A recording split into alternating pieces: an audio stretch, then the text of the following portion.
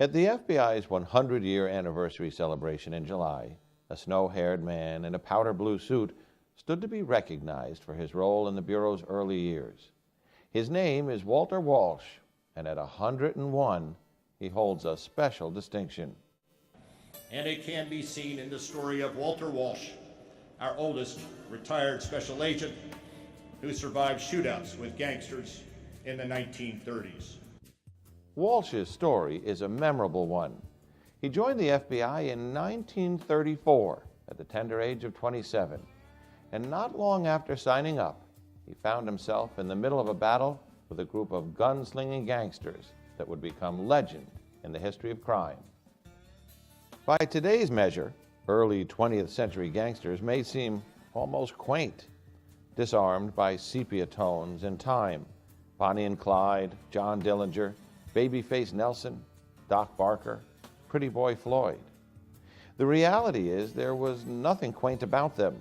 They were thugs, thieves, and cold-blooded killers, and a small cadre of Bureau agents like Walter Walsh, G-men, were called upon to stop them.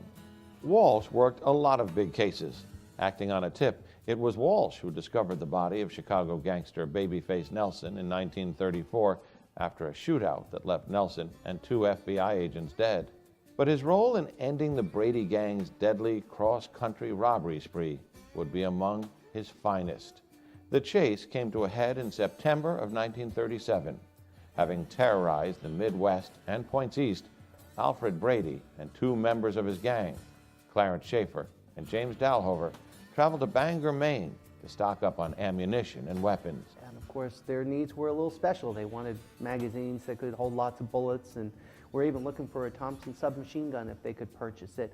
And it set off the warning lights for the manager of the store, who then talked to the local police. And that was how eventually we got drawn in.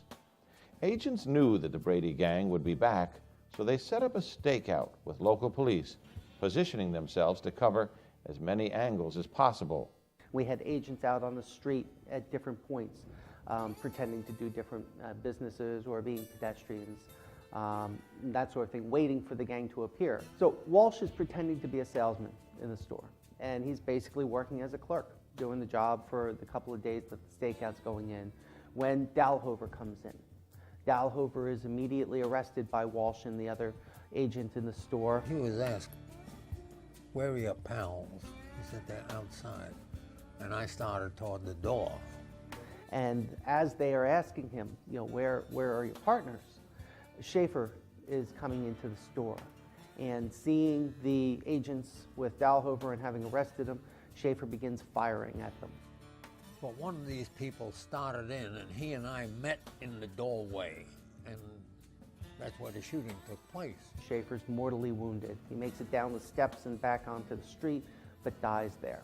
And of course, meanwhile, our other agents are beginning to converge on the car where Brady was waiting for them.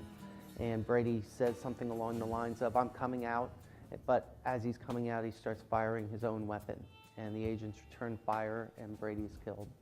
In the crossfire, Walsh himself took a bullet in the shoulder, but he was soon back on the job. The gunplay with Brady and his gang wasn't Walsh's first encounter with the ruthless lawbreakers of the Great Depression. Just 2 years earlier, Walsh arrested one of the gangster era's most notorious public enemies, Arthur Doc Barker. Barker, along with his brother and mother, Ma Barker, were wanted for their role in a high-profile kidnapping. Doc Barker had been trailed to a Chicago apartment building where Walsh caught the unarmed suspect off guard. And I asked him, "Where's your heater, Doc?" He said, "It's up in the apartment." I said, "Ain't that a hell of a place for it?" No, I said, "You're lucky, Doc. Ain't that a hell of a place for it?" He was ready to be shot if he tried to run. Lucky for him, he didn't. Because he is close enough, he'd be hard to miss. The ability to handle a weapon made Walsh a valuable resource in a young FBI. Even before joining the Bureau, Walsh was an expert marksman. He won a number of national shooting tournaments with his National Guard team, and later with the Marines, where he is still regarded as a living legend. His expertise made him a celebrity in shooting circles, landing him photo spreads in gun publications and even Life magazine. Much has changed since Walsh joined the Bureau nearly 3/4 of a century ago. Crime and gangs have certainly evolved.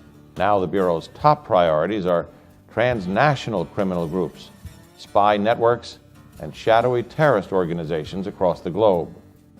Still, much about the FBI has remained the same, including its core values. If you look at what the FBI has represented over the 100 years of its existence, it's represented excellence, it's represented the agility to address various threats, and most particularly, I think, it represents integrity. As the FBI's centennial year comes to a close, we remember heroes like Walter Walsh, as well as many whose names are lost to history, but whose courage and dedication to excellence guided the FBI through its early years and helped make it one of the most respected law enforcement agencies in the world. The men and women of the FBI carry that legacy forward. Drawing on their inspiration, we look forward to another century of protecting the people and defending the nation.